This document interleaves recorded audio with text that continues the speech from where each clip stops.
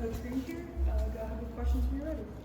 Shauna, what that first Big Ten win mean for you guys, and what can that do for you moving forward? Yeah, obviously, it was a great feeling. It's been a little bit, so that's the outcome of the past really month of just our practices and how we've been, very process driven. Have had great practices, and finally, got our offense clicking. Our defense was on point, and we're able to. The big key I think of that game was we were able to come out and have a strong start. And we got that lead in that first battle, which we had really emphasized, and it kind of carried from there. So it's what the team that I thought, we're capable of being and what we were last year. And it was just really great to see. And hopefully now this can springboard us and propel us in to the rest of, this season.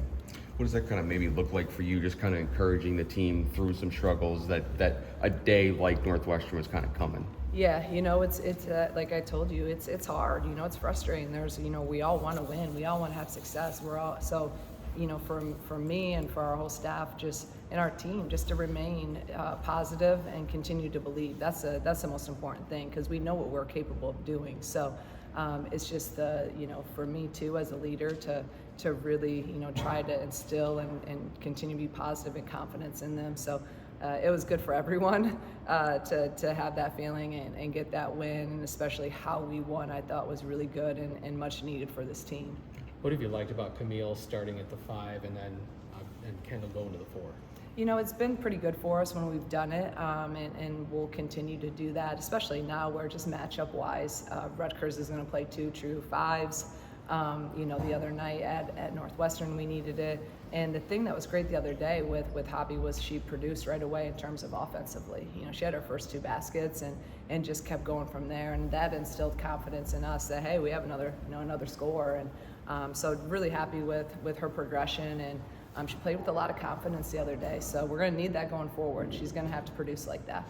And Bryn coming off the bench, she had a big outing against Nebraska, Yeah. right? And how's that maybe helping her, even though I'm sure she doesn't like not starting? Yeah, I've always tried to get kids to understand it's not about who starts the game, and I think even going back to our Dayton days when, Jenna Giacone was our top scorer. She was first team all conference, and I brought her off the bench, and she was the spark we needed, and I knew I was going to get an instant, contributions when she came in. And I think, Jen has done a great job even talking to Bryn because she was in that same position and just really getting Bryn to understand it's nothing you did, it's just a different look. And Bryn's really, taken to it, and I think it was great. She got a chance to kind of feel the game out, and she was a huge spark in that Nebraska game. I mean, she was huge defensively, blocking shots, urgency all over the floor, then obviously hitting shots. So hopefully she'll, just take that and really take pride in that role of being that spark plug, off the bench. Shauna, would you say over the last month, defensively, you guys have been the most connected you've been all year? It just seems like even way before the Northwestern game, you guys were playing good defense. Yeah, no, I totally agree. And I've been, you guys have heard me, I've been super, super happy with our defense. And I wasn't happy with that early in the year, and that was where I was continuing to push them and challenge them to, to be more locked in, to be more disciplined. And now, shoot, we're guarding people. We're held Nebraska at 56, and I can go down the line. Everyone in the Big Ten, we've been holding them. We just haven't been scoring. So finally to surpass 90 points is almost like 3 games worth of what we've been doing. So it was just a relief to see that ball go through the net. You talked about wanting to fix the offense after Wisconsin. What do you feel like you guys did against Nebraska, or against Northwestern, outside of the fast start to kind of take that step to get to those 90s? We've been emphasizing it and really practicing, but I think those 2 days going into Northwestern, it was about the discipline and sharing the ball and getting paint touches to kick outs and just getting the ball on, 2 reversals and getting the ball to move side to side. And I thought we did a really good job of that, and we were very intentional. We passed up some good shots and shots we'd been taking that I don't have a problem with. We passed those up at Northwestern for great shots and for that 1 more or 2 more passes, and just played really together and connected offensively. I think we've been very connected defensively, but offensively we just haven't had that same togetherness and flow as we had all last year. And watching us on Sunday, I'm like, we're back. This is what we saw last year. So it was really just good to see them playing together. I mean, 25 assists was great on 33 made shots. So now it's just about continuing to do that. We can't just make it a one-game thing. We got to continue to do that tomorrow, and so on and so forth. Speaking of the assist side, but when you see, the playmaking side of Makaira come along with that scoring side, what does that kind of mean for you and for her specifically? Yeah, that was something that I talked to her about going to Northwestern. Obviously all these kids, like we all want to win. Like they're working so hard, they're doing everything they can. And sometimes I think across the board, not just Makaira, across the board, especially when we're not scoring, that it almost leads you to press a little bit more. And then you're trying to, maybe create a little too much and take shots that, maybe they're not bad, but it's maybe not the best. And again, that's everyone on our team. And it's not to their fault, it's they want to win. So my message to Makaira going in this game was just, let the game come to you. And I kind of referenced some of the greats, like Jordan, Kobe, Caitlin Clark, early on in games, they almost always try to set up their teammates first and get them going. And then let the game come kind of organically to you and your offense. Like, don't really worry about your offense. And I thought she had an unbelievable overall floor game, her best of the year. So just, kind of trying to take some of that pressure off these guys. What are some of the highlights? I'm sorry, go ahead, Brett. Makaira told us this year was trying. That might be a little bit of an understatement from her standpoint. Have you seen her since the comeback and then maybe even early on handle the adversity she's had to face? It is. It's a perfect word. It's been challenging. It's been trying. It's been frustrating at times, for all of us. But that's life. And I keep telling them, what are you going to do? Are you going to just give up, or are you going to keep on moving and find ways and be solution driven? So I'm really proud of her. I'm proud of our entire team. She's been through a lot this year. Of just continuing to be resilient and continuing to press forward and continuing to work and continuing to believe, because these are the best lessons that you can get. Basketball is kind of, it's our vehicle, but this is life, and that's why these guys are going to be successful, when they get into the real world, is because they're learning these things that are really hard right now. They're hard for me. So they're hard for 18 to 22-year-olds, but I could not be more proud of how we've stuck together, how we've continued to just work, roll up our sleeves and work, and how we continue to believe.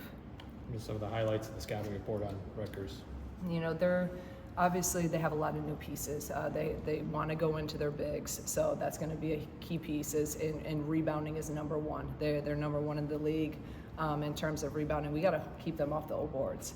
But that's where they manufacture a lot of their points. So we got to do our job on the boards and in transition. But they're a different team. We played them 3 times last year, but they have a lot of really good transfers that are coming in with some key pieces coming back from last year. So this is a good team. Well, the old thing about offensive boards is they have to come from misses, but you want to get out in transition.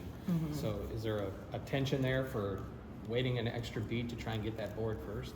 Oh yeah, I mean, you have to box these guys out. You can't start trying to leak out on these guys, because that's literally sometimes their best offense is missing and then getting no boards and putbacks and or fouls. They're also one of the top in the league and getting to the free throw line. So we have to really be disciplined on our box outs and getting them. And they're big. They're big guys. They're big bodied.